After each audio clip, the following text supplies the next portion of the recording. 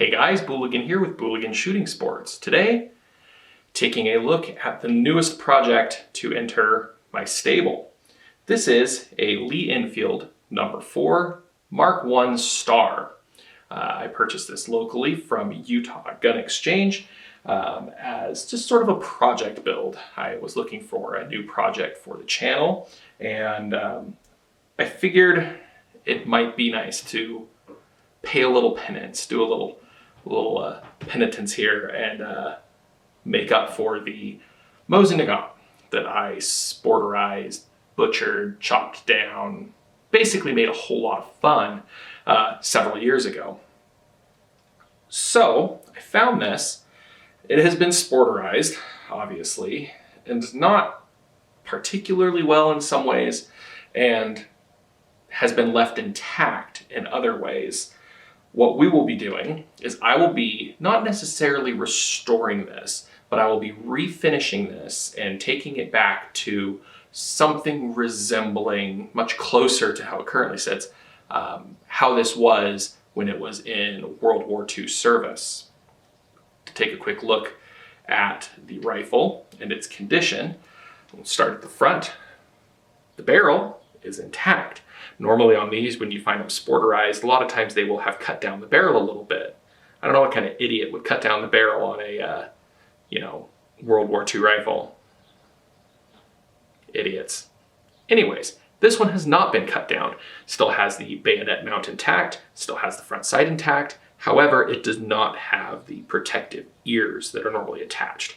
Obviously, as you can see, the upper handguards are completely gone. The lower forend has been chopped, and pretty well. It's actually well smoothed and well shaped, but is obviously no longer intact. The metal is in pretty good condition. It's got a little bit of a patina to it. It's a little bit weathered, but no pitting, no major rust to speak of. It's actually in remarkably good condition. And then there's this. Flip that around so you can see. This is terrible. This is a terrible, terrible scope mount. It is obviously drilled and tapped into the receiver. I'm not most likely going to be filling in those holes. If I do, it will be with like Loctited grub screws that I'll then sand flush. But it's an old Japanese mount with a super coat fixed reticle nitrogen filled 4x scope. It's not a very good scope. The crosshairs are nowhere near on the vertical plane. It's like at a 45-degree angle in relation to the adjustment turrets. It's gross, it's grimy, it's got stuff all over it, and this will immediately come off again. I have already taken this off, which is where we'll see something interesting. So I'll tell you once I found it underneath that.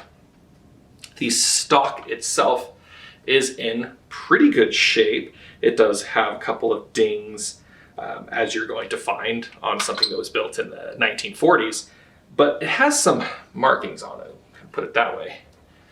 I have not seen any markings like these before. I don't know if it's unit markings, I don't know if it's just something that happened when it entered some sort of storage, or whether this is something that a previous owner at some point in time, but it's got paint markings on it. If anybody has any idea, I've done a little bit of research and have not found anything similar on any other Enfields like this, at least not English style markings. I've seen some German like capture markings and things, but nothing like this. So yeah, let me know if you can think of anything else.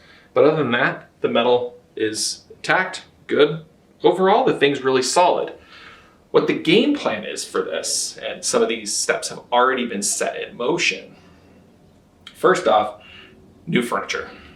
I was able to find at 5:30 this morning, as I won an auction on eBay, a replacement new old stock. Does not appear to ever have been fitted to a gun. Full length forend with both handguards. Very nice. Also, I ended up purchasing from Numrich a new stock. This one is in pretty good shape. It's obviously got little dents and dings, but if I'm going to realistically be refinishing all of the wood on this, I want to keep this, whatever it may be, intact, and I don't want to mess that up. So that is going to stay the way that it is, and all the hardware and whatnot will be transferred over. As far as the receiver goes, that I'm not sure yet. We'll take it apart and we'll give it a really good deep cleaning. I've ordered all of the replacement metal parts to bring this back to somewhat stock configuration. However, I might, like I said, the goal is not to make this a factory restoration. That's not my wheelhouse. That's not what I do. But what I might do is I may recoat this, repaint it. I don't know if I want to re-blue it or maybe parkerized. I might just go with a ceramic paint that's baked on, sort of like Cerakote, just to blacken it up and just make it look nice and new. We'll see. We'll see what I end up doing on that. I'm still trying to decide. The action on this is quite slick. It works very well. And this has quite a nice trigger.